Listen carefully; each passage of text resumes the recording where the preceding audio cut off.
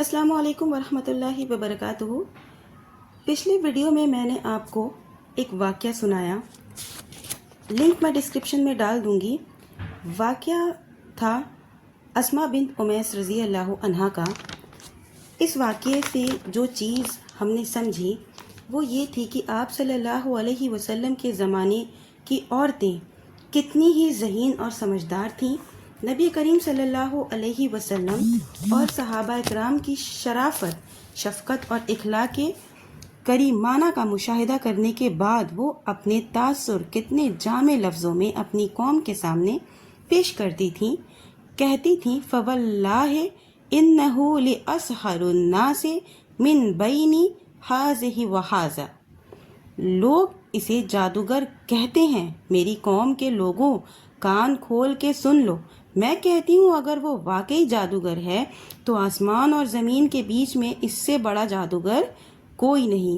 وہ آپ صلی اللہ علیہ وسلم کے معجزے سے اتنا متاثر ہوئی، سارا منظر انہوں نے اپنی آنکھوں سے دیکھا اور کہا کہ میں سارا منظر اپنی آنکھوں سے دیکھ کر آئی ہوں، اور اگر جادوگر نہیں ہے تو انہ لرسول اللہ حقاً، بلا شبہ وہ اللہ کا سچا رسول ہے۔ اس کے استدلال کا حاصل یہ نکلا کہ ہر حال میں اس کی اطاعت کر لو، اس لیے کہ اس کا سب سے بڑا جادوگر ہونا تقاضا کرتا ہے کہ اس کی اطاعت کی جائے اور اسے دب کر رہا جائے، اور اگر ایسا نہیں ہے تو بلا شبہ وہ اللہ کا سچا رسول ہے، اس پر ایمان لایا جائے۔ لیکن یہ پہلا مرحلہ تھا، اس نے کھل کر ایمان کی دعوت نہیں دی، مزید سوچنے اور سمجھنے کا موقع دیا، مگر دعوت اللہ کا بیچ بو دیا ایک عرصہ تک، اور اس نے اور لوگوں نے دیکھا کہ یہ جماعت احسان فراموش نہیں ہے، ایک معمولی سا احسان تھا، اور ان کی نگاہ میں اس احسان کی یہ عظمت ہے کہ آس پاس ان کے حملے ہو رہے ہیں لیکن ہمیں اپنے حال پر چھوڑے ہوئے ہیں۔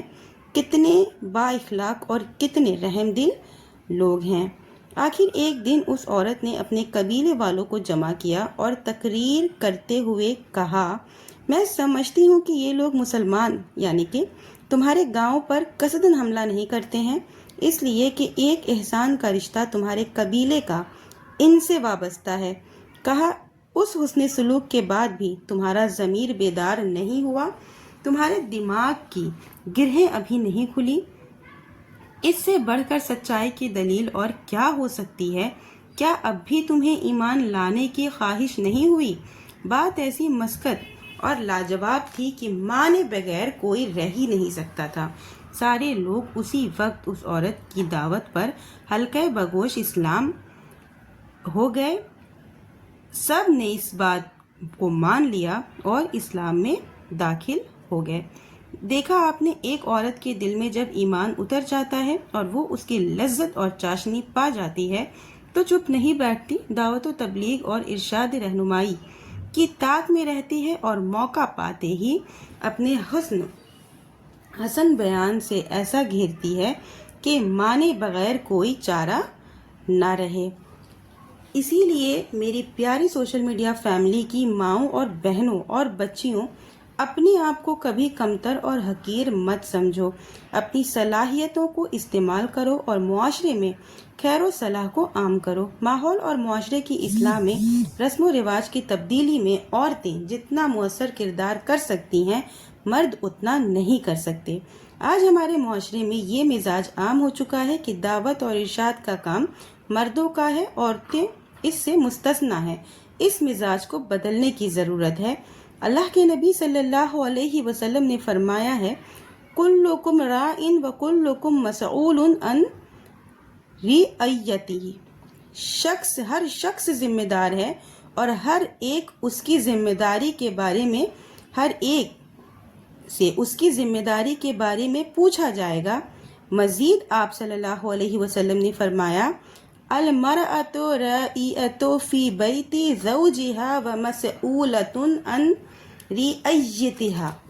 صحیح بخاری کی حدیث ہے، عورت بھی اپنے شوہر کے گھر کی ذمہ دار ہے اور اس سے اس کی ذمہ داری کے بارے میں پوچھا جائے گا۔ تو اس حدیث سے معلوم یہ ہوا کہ ذمہ داریوں سے کوئی سبق دوش نہیں ہے۔ گھر کی نگرانی، بچوں کی تعلیم و تربیت، گھر میں اور اپنے اہل و عیال میں دینی مزاج اور دینی ماحول پیدا کرنا، یہ عورت کی عظیم ذمہ داری ہے۔ عورتوں کو ہمیشہ اس کے لیے تیار رہنا چاہیے اور اپنے گھر کو مومنوں کا گھر بنانے کا اہتمام کرنا چاہیے۔ اللہ ہمیں نیکیوں کی، زیادہ سے زیادہ نیکیوں کی توفیق دے، آمین۔ تو اس ویڈیو کو میں نے پچھلی ویڈیو سے، یہ پارٹ 2 ہے، اس سے پہلے والی ویڈیو میں نے اسماء بنت امیس رضی اللہ عنہا کا پورا واقعہ آپ کے سامنے پیش کیا ہے۔ اس ویڈیو میں نے جن کی بات کی ہے، جنہوں نے دعوت و تبلیغ کی ہے، وہ اسماء بنت امیس رضی اللہ عنہا تھیں۔ اگر آپ کو ان کا پورا واقعہ سننا ہے تو آپ میری پچھلی والی ویڈیو، میں لنک ڈسکرپشن میں دے دوں گی، وہاں سے آپ چیک آؤٹ کر سکتے ہیں۔ اس ویڈیو کو، اس واقعے کو سمجھانے کا مقصد یہ ہے کہ عورتیں بھی تبلیغی کر سکتی ہیں، عورتیں بھی ہر چیز میں حصہ لے سکتی ہیں جہاں انہیں اسلام نے اجازت دی ہے۔ ویڈیو کو زیادہ لمبی نہیں کروں گی، آخر میں اللہ تعالیٰ سے دعا کروں گی کہ یا اللہ تعالیٰ ہم تمام مومن مسلمانوں کو زیادہ سے زیادہ نیک عمل کرنے کی توفیق دے اور سنت کو، دین کو زیادہ سے زیادہ سمجھنے کی اور لوگوں تک سمجھانے کی، لوگوں کو سمجھانے کی توفیق دے، آمین۔ وآخر دعوانا ان الحمد للہ رب العالمین۔